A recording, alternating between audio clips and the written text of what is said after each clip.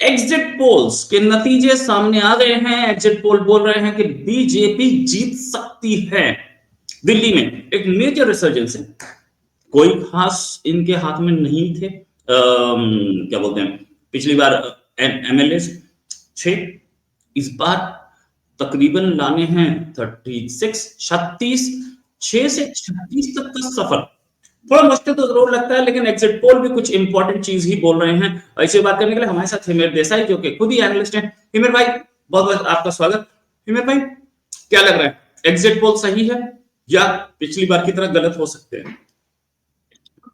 कुछ exit poll बता रहे कि बीजेपी स्वीप कर जाएगी, लेकिन स्वीप माने मतलब 40+ क्रॉस कर जाएगी।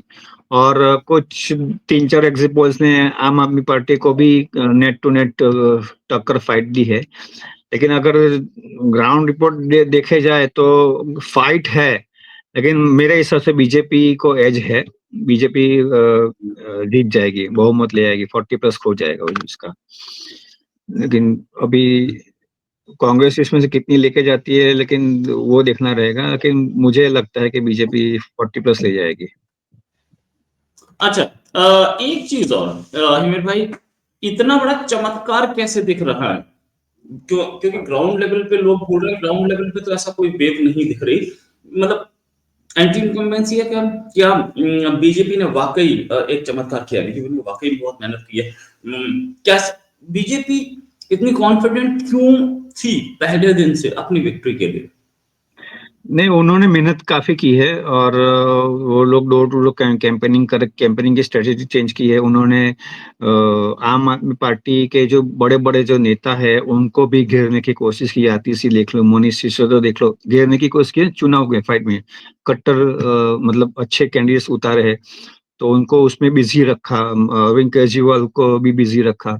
इधर शीला दीक्षित के लड़के ने खड़ा किया, तो इधर वो खड़े। तो अच्छा, उन्होंने स्ट्रेटेजी इस बार चेंज ये की कि उन्होंने बड़े बड़े नेताओं को घेर लिया है, ताकि वो लोग अपने ही कॉन्स्टिट्यूंसी में फंसे रहे और बाहर ध्यान ना दे पाए। तो वो एक अच्छी स्ट्रेटेजी है उनकी, बीजेपी की।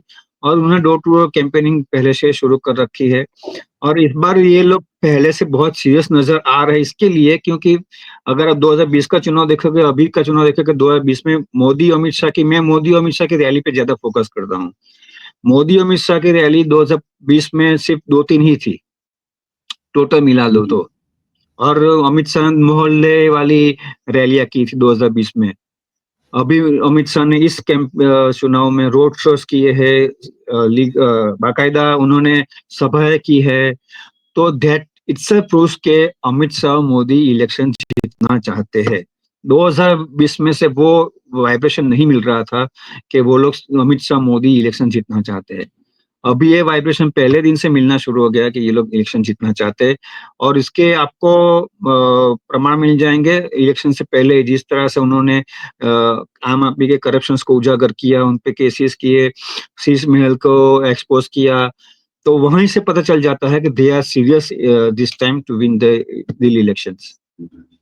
Right, they are serious to win the election. लेकिन क्या मतलब बीजेपी की तरफ से जो हम देख रहे थे, जिस तरीके का कैंपेन हुआ था, और अरविंद केजरीवाल की तरफ से जिस तरीके से हमले हो रहे थे, लोग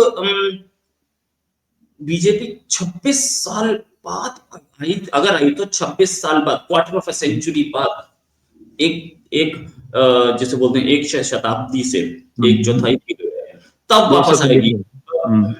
या ये पूरा देखने में, जिस तरीके से हमले हो रहे थे, क्या बीजेपी की स्ट्रैटेजी क्या रही? क्या उन्होंने ओबीसी और दलित वोट बैंक, क्योंकि दलितों के लिए उन्होंने किया था, कुछ वादे किए थे दलित स्टूडेंट्स के लिए कि इतना पैसा देंगे। फ्रीबीज तो बीजेपी ने भी बांटी, no doubt about it. Kejriwal freebies थे तो बीजेपी भी थी।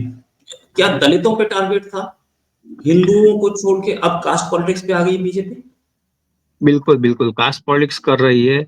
ओबीसीज को उन्होंने टारगेट किया, फिर उन्होंने और भी समुदाय लोगों को टारगेट किया। और झुग्गी-झोपड़ियों के लिए घर बनवा के उन्होंने झुग्गी-झोपड़ियों के वोट सिक्योर कर लिए हैं।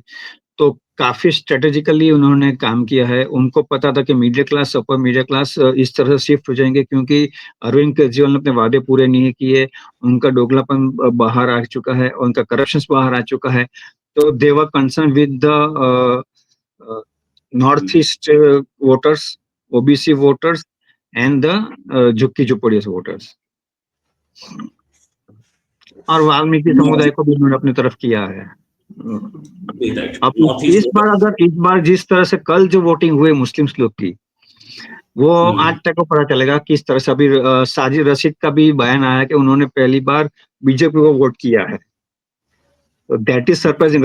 अगर वो सच बोल रहे हैं तो दैट इज वेरी सरप्राइजिंग कि उन्होंने बीजेपी को वोट किया है। तो इस बार अगर साजिद रशीद का बयान को अगर हम सच माने तो अबाउट 10% वोट्स मुस्लिमों के बीजेपी को जाएंगे, तो बीजेपी 100% 45 प्लस जाएगी अगर 10% वोट भी अगर मुस्लिमों के बीजेपी को मिल गए तो।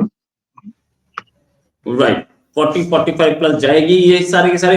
अच्छा, मुस्लिम्स बीजेपी को वोट पहले नहीं कर रहे थे, किलर ऑफ गुजरात और पता नहीं क्या क्या बोला गया था, सडनली मुस्लिम्स का टिल्ट क्यों दिख रहा है? ऐसा क्या किया गया? मुस्लिम्स के कुछ फायदे दिए गए, पैसा बटा गया, क्या किया गया? वो सब तो ग्राउंड रियलिटी है, पैसा बटा गया कि नहीं बटा गया वो सब। लेकिन मुझे जो लग रहा है कि कांग्रेस कहीं पर भी नहीं है ग्राउंड पे, तो मुस्लिम्स को लगा कि हमारा कांग्रेस को वोट देने का कोई फायदा नहीं है, वेस्ट हो जाएगा। आम आदमी पार्टी ने कुछ किया नहीं है मुस्लिमों को। अभी कुछ महीनों से अरविंद केजरीवाल प्रो हिंदू बन चुके हैं, हिंदुओं के फेवर में सब कुछ बयानबाजी कर रहे हैं। और बीजेपी के साथ रहने का फायदा ये हो रहा है कि कांग्रेस कहीं पर भी नहीं है, आम आदमी पार्टी ने उनके लिए कुछ किया नहीं है, और बीजेपी ने उनको बकायदा सारी स्कीम्स का फायदा उनको दिया है, चाहे आयुष्मान भारत ले लो और बहुत सारी स्कीम्स का फायदा उनको दिया है। तो क्यों ना इस बार हम बीजेपी पे जाए, क्योंकि उन्होंने देख लिया है कि बीजेपी की तरफ से वेव जा रही है और बीजेपी ही जीतने वाली है, तो क्यों ना बीजेपी को वोट किया जाए, ऐसा मुझे लगता है। क्योंकि उनके पास आम आदमी पार्टी से वो लोग उब चुके हैं और कांग्रेस कहीं पर भी नहीं है ग्राउंड पे। 10 साल की एंटी इनकम्बेंसी तो है ही आम आदमी पार्टी के हाथ में, और अरविंद केजरीवाल थोड़े डरे हुए तो दिख रहे थे, लेकिन फिर भी क्लेम ये है कि आम आदमी पार्टी ही बनाएगी गवर्नमेंट। इसमें कोई शक नहीं कि वेव है कहीं ना कहीं बीजेपी के फेवर में, लेकिन कितनी बड़ी वेव है ये अभी हमें नहीं पता है। फाइनल क्वेश्चन आपसे लूंगा, बीजेपी अगर गवर्नमेंट बना जाती है, चीफ मिनिस्टर कौन बन सकते हैं? ये तो बीजेपी तो कभी हमेशा सस्पेंस लेकर ही आ जाती है, किसको बनाया जाता है जी। अभी तो परवेश का नाम चल रहा है, फिर और 2-3 लोगों का नाम चल रहा है, लेकिन मुझे नहीं लगता कि इनमें से किसी एक को बनाएंगे, वो किसी एक ओबीसी चेहरे को ही बनाएंगे। अभी मुझे ऐसा लग रहा है, या तो फिर कोई SC ST में से कोई बनाएंगे, ताकि वो जो ऑपोजिशन जो उनको अटैक कर रहा है कि ओबीसी के लिए क्या क्या। अभी कल ही आज ही राहुल गांधी का बयान है कि मीडिया में कितने सारे ओबीसी है, मीडिया एंकर कितने हो गए, तो उन सब का मुंह बनने के करने के लिए शायद ओबीसी को कोई चीफ मिनिस्टर बनाए उनमें से। राइट, शायद किसी ओबीसी को चीफ मिनिस्टर बनाया जाए। थैंक्स अ लॉट विमल भाई फॉर ज्वाइनिंग। उम्मीद है जल्दी डिस्कशन और करेंगे। अभी के लिए नमस्कार, धन्यवाद, जय हिंद।